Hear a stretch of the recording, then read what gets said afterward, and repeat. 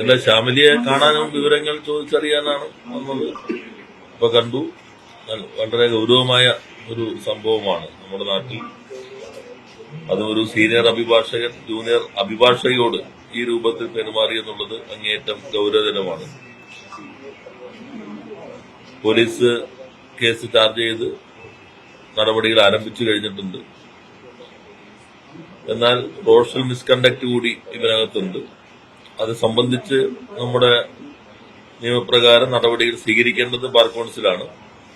അപ്പോൾ bar കൌൺസിലിനും government എന്ന നിലയിൽ നിയമവകുപ്പ് അത് ബാർ കൌൺസിലിന്റെയും ശ്രദ്ധയിൽപ്പെടുത്തും. ഗൗരവമായിട്ടുള്ള അച്ചടക്ക ലംഘനത്തിന്, റോഷൽ മിസ്കണ്ടക്റ്റിന് നടപടി സ്വീകരിക്കണം എന്ന കാര്യം അവരോട് ഗവൺമെന്റ് തന്നെ ആവശ്യപ്പെടുന്നതാണ്. തീരുമാനം എടുക്കേണ്ടത് ബാർ കൌൺസിലിന്റെ അധികാര പരിധിയിലാണ് വരുന്നത്. നമ്മുടെ നാട്ടിൽ ഇങ്ങനെയൊന്നും സംഭവിക്കാൻ പാടില്ലാത്തതാണ്. ജൂനിയർ അഭിഭാഷകർക്കൊപ്പം നിൽക്കുന്ന ഒരു ഗവൺമെന്റാണ് ഇന്ന് കേരളം ഭരിക്കുന്നത്.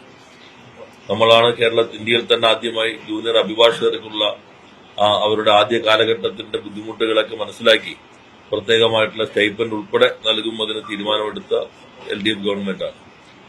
ജൂനിയർ അഭിഭാഷകരെ പൊതുവെ ചേർത്ത് പിടിച്ചാണ് ഗവൺമെന്റ് പോകുന്നത്. ഇത് കേരളത്തിൽ ഇതിനു മുൻപൊന്നും കേട്ടിട്ടില്ലാത്ത ഒരു സംഭവമാണ് ശ്യാമിലിയുടെ കാര്യത്തിൽ വന്നിട്ടുള്ളത്. വളരെ ഗൗരവമായി തന്നെ ഗവൺമെന്റ് കാണുന്നുണ്ട്. കുറ്റവാളിയെ പിടികൂടുന്നതിനാവശ്യമായ നടപടി പോലീസ് സ്വീകരിക്കും. മറ്റു തരത്തിലുള്ള നടപടികൾ ബന്ധപ്പെട്ട സംവിധാനങ്ങൾ വഴി സ്വീകരിക്കാൻ സർക്കാർ ശരിയായ രൂപത്തിൽ ഇടപെടുകയും ചെയ്യും.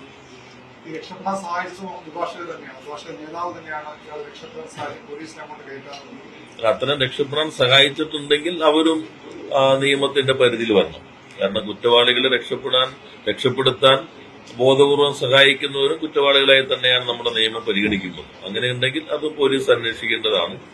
പൊതുവെ അഭിഭാഷകർക്കിടയിൽ ഒരു സമീപനം വരുന്നത്, അഭിഭാഷകരൊക്കെ അറസ്റ്റ് ചെയ്യാൻ വരുമ്പോൾ ഒരു പ്രതിരോധം വരും. പക്ഷെ ഇത് അഭിഭാഷകയെ ആക്രമിച്ച കേസിലാകുമ്പോൾ അത്തരത്തിലുള്ള ഒരു നടപടിയും ഇല്ലാതെ അഭിഭാഷകയ്ക്കൊപ്പമാണ് അഭിഭാഷക സമൂഹം നിൽക്കേണ്ടത്. എനിക്ക് തോന്നുന്നു പൊതുവെ ഇവിടുത്തെ അഭിഭാഷക സമൂഹം ഇവർക്കൊപ്പം തന്നെയാണ് നിലകൊണ്ടിട്ടുള്ളത്. ഏതെങ്കിലും ഒറ്റപ്പെട്ട പ്രശ്നങ്ങളുണ്ടെങ്കിൽ അത് പ്രത്യേകം തന്നെ നോക്കേണ്ടതാണ്. രക്ഷപ്പെടാൻ സഹായിച്ചവരുണ്ടെങ്കിൽ അതിന് നിയമത്തിന്റെ മുൻപിൽ അവർ കുറ്റവാളികളെ തന്നെ കാണാൻ കഴിയും.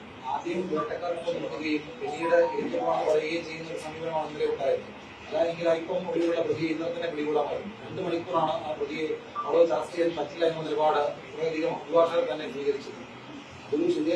അത് ഞാൻ പറഞ്ഞ തെറ്റായിട്ട് നടപടി അതിനകത്തുണ്ട്. പ്രത്യേകിച്ചും അഭിഭാഷകർ ചില ഘട്ടങ്ങളിൽ അവരുടേതായ പ്രതിരോധങ്ങളൊക്കെ തീർക്കാറുണ്ട്. കോടതി തന്നെ ചില സന്ദർഭങ്ങളിൽ ഇടപെട്ടിട്ടുണ്ട്.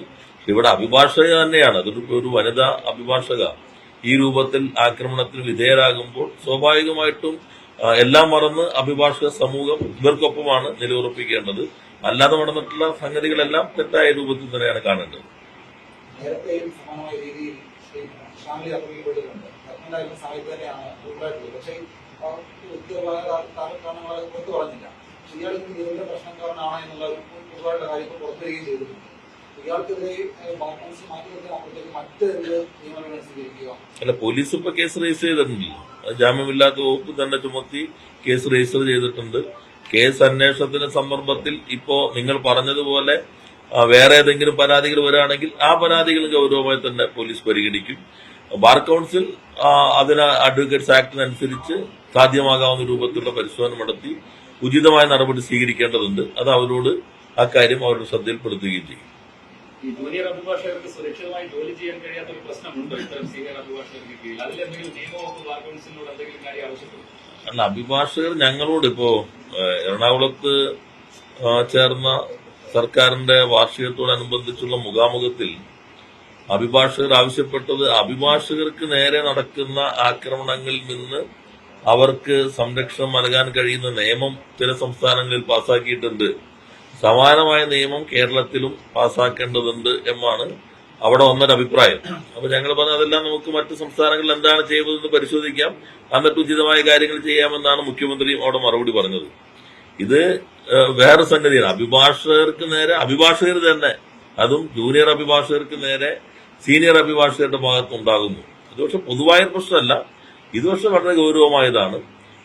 പ്രത്യേകിച്ചും നേരത്തെയൊക്കെ സീനിയർ അഭിഭാഷകർ ജൂനിയർ അഭിഭാഷകർക്ക് വേണ്ടത്ര പരിഗണന നൽകുന്നില്ല എന്ന പരാതികളൊക്കെ ഉണ്ടായിരുന്നു. അത് പരിഗണിച്ചിട്ടാണ് ഗവൺമെന്റ് തന്നെ ഒരു പ്രത്യേക സംവിധാനം ഏർപ്പെടുത്തിയത്.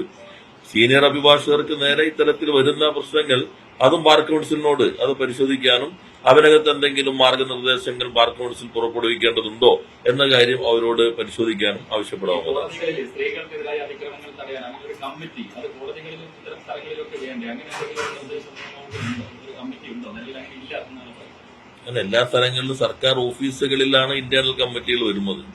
ഇത് അഭിഭാഷക സമൂഹം യഥാർത്ഥത്തിൽ ബെഞ്ച് ആൻഡ് ബാർ എന്നാണ് പറയുന്നത്.